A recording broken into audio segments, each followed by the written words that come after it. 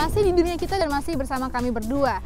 Dan kemarin itu adalah pasca US election yang seru banget ya antara Barack Obama sama Mitt Romney. Iya, memang persaingannya dikatakan ketat, namun setelah tempat-tempat pemungutan suara ditutup, tidak lama setelah itu udah ketahuan langsung Obama yang menang.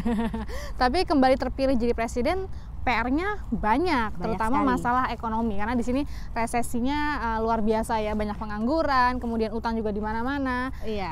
Dan yang salah satu yang punya pengaruh terhadap ekonomi di Amerika Serikat adalah imigran. Iya, imigran juga yang sangat berpengaruh pada kemenangan Obama selain kelompok perempuan dan kelompok anak-anak muda. Imigran yang ilegal tidak punya dokumentasi yang sah bahkan bisa bersekolah di beberapa negara bagian sampai tingkat perguruan tinggi. Oh, itu undang-undang yang namanya Dream Act ya? Iya. Dan ada yang sudah disahkan, yaitu di negara bagian Maryland, di dekat kita. Iya. Nah, pengen tahu seperti apakah yang namanya masalah imigran di Amerika Serikat? Kami punya liputannya berikut ini. Yvette yang lahir di Peru adalah satu dari ribuan imigran yang dibawa ke Amerika oleh orang tuanya secara ilegal. Yvette yang dibesarkan di Maryland adalah siswa berprestasi dan baru lulus SMA. I was super excited. I was like, yes, I'm going to finally go to college and pursue my dream. Namun, Yvette harus menunda dulu kuliahnya. Status imigrasinya tidak memungkinkan untuk menerima keringanan biaya kuliah di universitas milik negara bagian seperti warga lainnya. I was just devastated. I was like, oh, what am I going to do now? I tried looking for other ways to pay for it. I was not going to give up easily, of course, because it's everything I wanted to go to college. Saat ini, berbagai kelompok pendukung hak imigran mendesak para pemilih di Maryland untuk menyetujui referendum pada undang-undang yang tahun lalu telah lolos di DPRD. Undang-undang yang diberi nama Dream Act ini memungkinkan imigran ilegal memperoleh keringanan biaya kuliah di perguruan tinggi negara bagian Maryland. We've made ours even tougher to say to people, this is going to just the most deserving kids who've worked hard and played by the rules and just want an opportunity for an in-state education. Jika disetujui, para imigran gelap ini akan membayar biaya kuliah seperti warga Maryland lainnya jika mereka mengambil program diploma selama 2 tahun sebelum ditransfer ke universitas. Orang tua mereka harus membayar pajak pendapatan di Maryland selama 5 tahun dan berencana menjadi penduduk tetap. Namun inisiatif ini menghadapi banyak tantangan. It rewards lawbreaking, it invites future lawbreaking, and is fundamentally unfair to those who have played by the rules. Menurut kelompok penentang undang-undang, sekitar 3.000 imigran ilegal akan segera memenuhi syarat untuk menerima keringanan biaya kuliah jika undang-undang ini disetujui. Having an incentive like in-state tuition will only invite more illegal immigration into the state. And that means that Marylanders aren't necessarily going to get a return on their investment because these illegal aliens aren't eligible to work in the country permanently. Untuk sementara, Yvette dapat memperoleh izin kerja yang bisa diperbarui setiap 2 tahun dan tinggal di Amerika tanpa harus cemas akan dideportasi. Ia dan imigran-imigran muda lainnya berharap Undang-Undang Dream Act di Maryland akan menyediakan jalan ke pendidikan tinggi, karir yang memuaskan, dan akhirnya kewarganegaraan Amerika. Dari Maryland, tim VOA.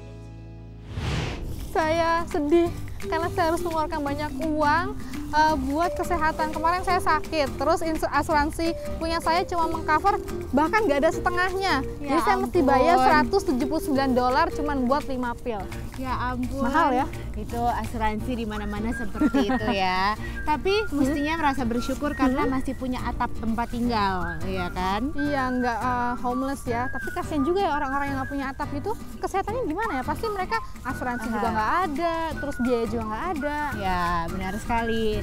Di negara bagian California, mereka ini bisa dibilang cukup beruntung karena mereka memiliki yang namanya klinik berjalan, dijalankan sama mahasiswa-mahasiswa kedokteran di sana yang sedang magang. Wah, gratis ya? Gratis. Saya bisa nggak sih ya? Nggak bisa no. Ini Karena saya punya rumah. Iya, benar sekali. Seminggu sekali, jalanan di kawasan Hollywood ini dipenuhi warga miskin yang memerlukan layanan kesehatan. Klinik jalanan ini dikelola mahasiswa kedokteran UCLA. Mereka juga mengelola klinik serupa di kawasan lain pada malam hari. Selain layanan kesehatan, mahasiswa juga membagikan obat, kaos kaki baru, dan kacamata baca. Sebuah lembaga amal lain menyumbangkan makanan bergizi. Mahasiswa Fakultas Ilmu Sosial dan Hukum membantu warga tunawisma mengisi aplikasi untuk bantuan pemerintah dan perusahaan swasta. Dr. Walter Koppenrath membantu mendirikan klinik jalanan ini 12 tahun lalu saat masih menjadi mahasiswa.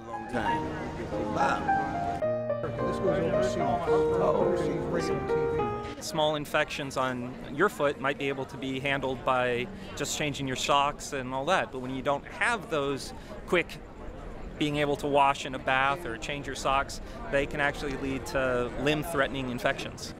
Charles datang ke sini setiap minggu bukan hanya untuk mendapatkan layanan, tapi juga untuk ngobrol. I come down here, I like the atmosphere, some food, and they give us pretty good service. They're training, like these sort of like rookies, doing apprenticeship, and it's fun to be around youngsters, and it's a nice atmosphere. Walaupun ini kawasan Hollywood, banyak warga di sekitarnya miskin atau tidak punya asuransi kesehatan. Basically, they kind of see us as their only point of care within the medical system where they can get their medications filled. A lot of people with hypertension or diabetes who really have no other choice but to come here because they just can't afford the medications elsewhere. Tak hanya membantu warga, klinik jalanan juga bermanfaat bagi mahasiswa.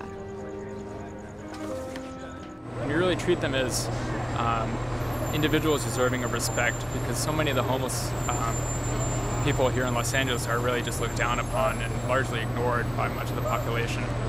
Dengan begini, paling tidak seminggu sekali mereka mendapatkan perawatan dan perhatian. Dari Los Angeles, California, tim VOA. Aduh, ceritanya ini terinspirasi sama pasangan yang ada di seberang kita. Lagi foto-foto, kejar-kejaran sama bajing. Iya, makanya murah ya pacaran di sini ya, di taman gratis, pemandangannya indah. Romantis. Ya kan? Waduh, sementara enak saya ya. sama Mars ya, Iya. ngapain coba? Nah, saya pengen ngintip mereka terus nih.